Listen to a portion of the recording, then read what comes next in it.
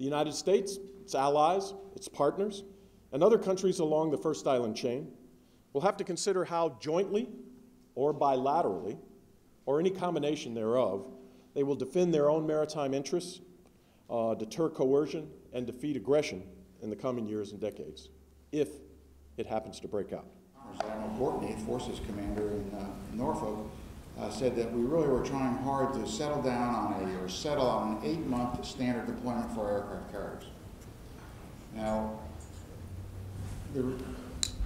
20 years ago, the standard was 6 months. Those of us who remember back to Vietnam remember 10-month and longer carrier deployments. And in fact, that's what some of them have been doing in the last decade.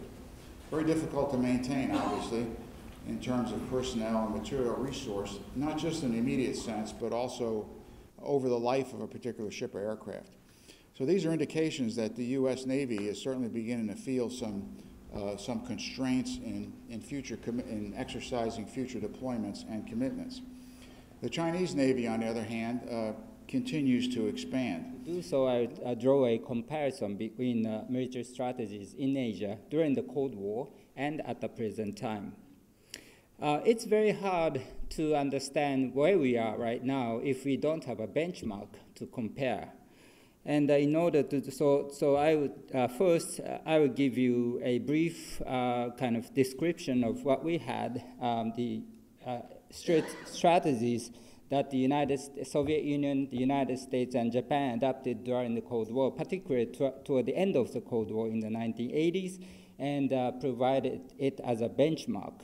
And then in the second part, I'll draw some similarities, talk about similarities and the differences between the strategies during the Cold War and at the present time. So that. Where do you suppose, even if in the very near future, the Chinese People's Liberation Army Navy built a carrier task force, let's say tactically it wanted to go 4,000 kilometers from, let's say, Shanghai, out into the Pacific.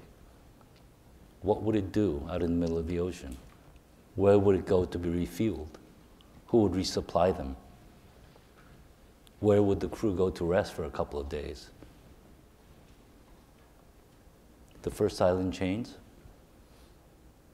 Ladies and gentlemen, the Chinese at the present moment don't have any ports outside of the Chinese mainland where the Chinese naval forces could dock, rest, refuel, resupply, do whatever they need, repair.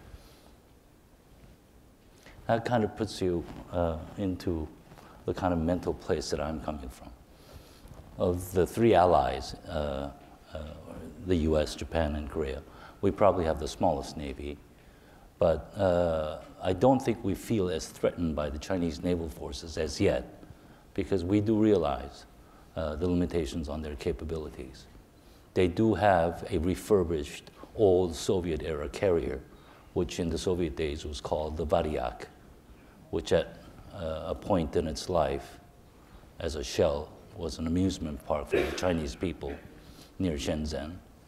And for those of you who visited Shenzhen in this period in the 90s, you probably noticed Chinese pilots landing on a mock-up of a carrier deck on land and doing it very poorly for a very long time. And I'm not so sure how well the Chinese naval pilots would manage in rolling seas, in actual operational conditions, stuff that the American naval pilots do every day, 24 hours a day, 365 days a year. Anyway, in photos they look good.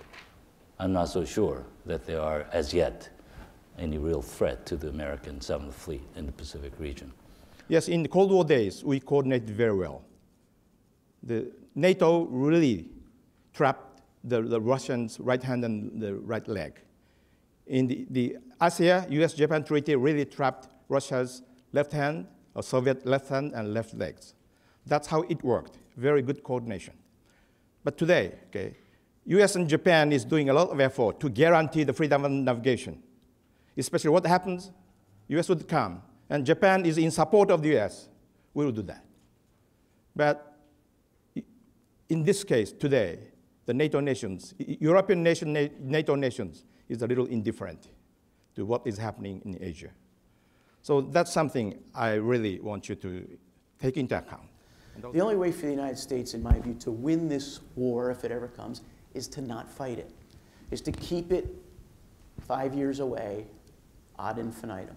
That means to be forward and powerful in a way that causes decision makers in China to wake up every morning and say, today is not the day. I believe that we can be smarter about how we inject ourselves in peacetime into the region with our network of friends and allies in a way that presents the PRC with a continuing series of logistics and strategic challenges rather than what it seems exists today is a math problem, which is, I know where all their forces are, I know how many missiles it would take to defeat them, I need to build that many missiles. Thank you very much. One idea, the one concrete idea that we do put forward that's sort of a new idea and does build on the Cold War is the open skies concept that we had with Russia. And in fact, believe it or not, a lot of you may have forgotten, we still have this. And what it means is each side gets to fly flight profiles over the other's territory, a dozen or two a year, on a pre-planned, pre-notified trajectory with various kinds of sensor packages, and both sides get to know what's coming when, so it's obviously not perfect reconnaissance. We can't use this as the entirety of the way we do reconnaissance vis-a-vis China, but we can perhaps give them, in a fairly benign way, because it's already time-tested with 20 years of US-Russia experience, a benign way to feel like they're at least getting some comparable access to be able to monitor some of the things we're doing.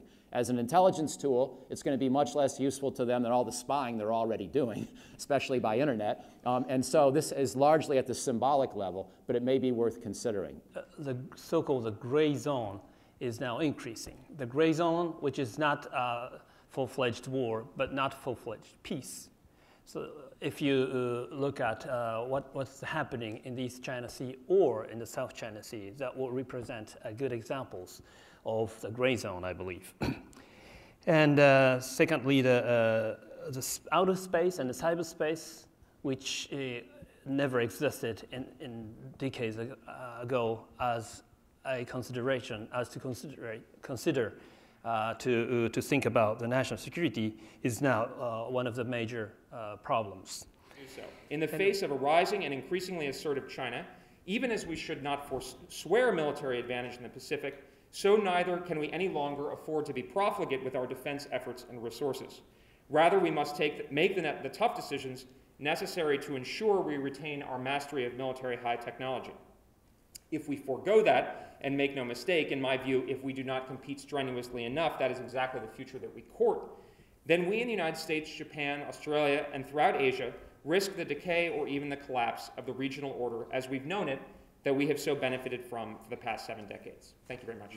We're told the challenge is to defend the first island chain, but if I may be so bold, I think if we define the problem in this way, we have to avoid a few conceptual traps. We need to avoid the risk of, I guess, reinforcing the Chinese view that the first island chain is literally a chain, is some sort of barrier which China has every right to break through, a barrier of so-called containment.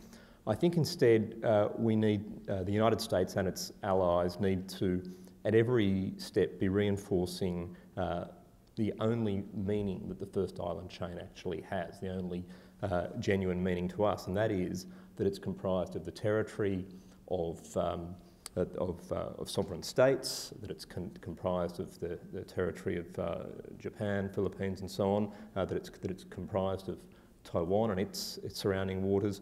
In other words, that it's comprised of really a zone where there are rights and interests at stake. And of course international waters where freedom of navigation needs to be upheld in the interests of all. So it's not a barrier, instead it's a set of interests to be preserved. China will not feel comfortable in coming out instead of accommodating the Chinese presence or growing China's power or encouraging hegemony. I think we should be firm in hedging the China's presence. And I think we need to reassure China that we can defeat them. And we need to be able to reassure them of that on a daily basis. The reason I say that is because we're not talking about particular small area. We're not talking about the East China Sea. We're not even talking about the entire Western Pacific. We're talking about a clash of civilizations, the classic confrontation between an emerging power and a status quo, not even power, just a status quo. So that's going to require really profound strategic planning, and frankly, we haven't done that yet. So I want to talk just a little bit about the golden age of American strategic planning, and in particular what the Navy did between the two world wars. So thank you all for coming today. Thank you. Thank you.